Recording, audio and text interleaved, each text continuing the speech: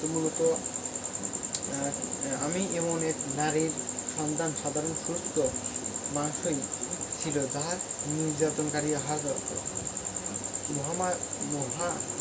মহিমার মাঝখানে আপনার সামান্যতম এই অনুভূতি হযরতের চরিত্রকে শেষ পর্যন্ত সুন্দর ও স্বচ্ছ রাখিয়াছিল।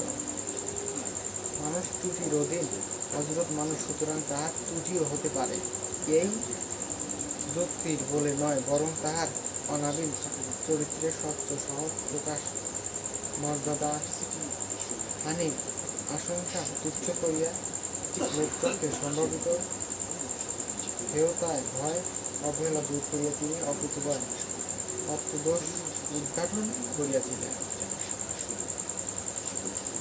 এবং একদিন তিনি এই কথাগুলো উল্লেখ করিয়া বলিয়াছিলেন তাহাদিগে, তাহার কাছে সত্য প্রচারের বীজ।